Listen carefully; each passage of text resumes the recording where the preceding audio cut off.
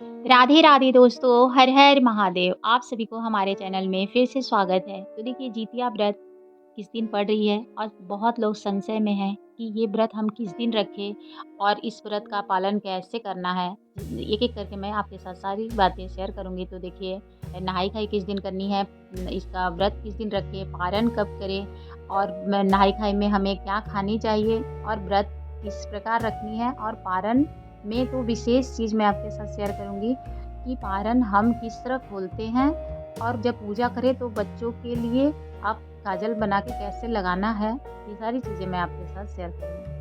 जीवित पुत्रिका का द्वितीया व्रत जो है, हिंदू पंचांग के अनुसार अश्वनी मास के कृष्ण पक्ष की अष्टमी तिथि को यह व्रत रखा जाता है और हर साल ये व्रत इसी दिन पड़ती है, जो कि हम सप्तमी में इसका व्रत का पालन करने के लिए नहाई खाई करते हैं और अष्टमी में हम व्रत रखते हैं और नवमी को इसका पारण करते हैं, जो कि 3 दिवसीय ये व्रत होता है और बड़ी ही कठिन व्रत है ये और बड़ी कठिनाइयों के साथ इसका पालन करना पड़ता है। तो महिलाएं अपनी संतान की लंबी आयु और अच्छे स्वास्थ्य के लिए ये व्रत रखती हैं।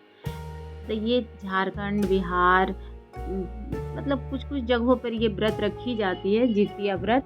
तो देखिए, इसका तो नियम जो है बड़ी ही कठिन है और जो पहली बार अगर ये व्रत कर रही हैं तो उनके लिए तो इस व्रत का बड़ी ही कठिनाइयों से पालन करना पड़ता है। उन्हें पहली बार परेशानी भी हो सकती है, तो कुछ कुछ चीज़ों का ध्यान रखकर वो ये व्रत को उठा सकती हैं। और जो ये व्रत करते आ रही हैं उन्हें तो बहुत कुछ पता है और जिन्हें नहीं पता है वो देखिए, नहाई खाई को इसमें क्या करनी है। तो नहाई खाई का हर जगह का अलग अलग नियम होता है, हर जगह अलग अलग चीज़ें खाई जाती हैं। तो झारखंड में तो आप नहाई खाई जब आप करें तो चीलों सियारों को दिया जाता है, उसके बाद ही आप भोजन ग्रहण कर सकते हैं। दतवन पानी से लेकर आप जो भी बनाते हैं वो सब चीलों सियारों को भी देना पड़ती है। तो झारखंड में हमारे घर में पहले दतवन पानी देते हैं, उसके बाद हम दतवन करते हैं। फिर आप उनको खीर बना के, गुड़ की खीर बना के उन्हें भी दे, अपने भी खाएं, अपने बच्चे को खिलाएं। उसके बाद फिर पराई की दाल, चावल, नेनुआ, झींगा की सब्जी बनती है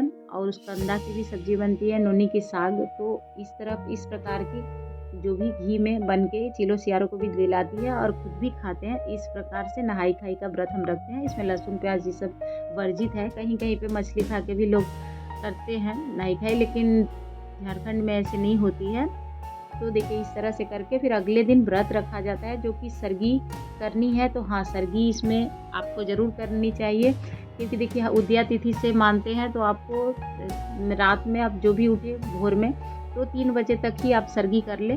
इसमें ओठगन भी बनती है, जो पुआ जो घर में समझिए जिसकी खुशबू से ये है, आपके पितरों की भी शांति मिलती है और बनानी भी चाहिए। जितने बच्चे हैं तो ओठगन उस हिसाब से बनती है और चीलों सियारों को भी दी जाती है, घी में बनती है, आपको जिसमें हो बना सकते हैं।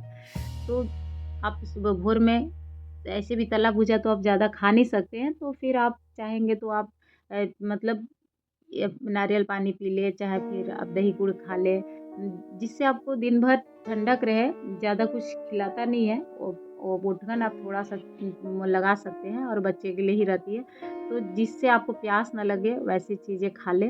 उसके बाद आप पूरे दिन आपको समझिए दतवन भी नहीं करना है, कुल्ला भी नहीं करना है, एकदम इसको खर जितिया बोला जाता है। इस तरह से ये व्रत रखा जाता है।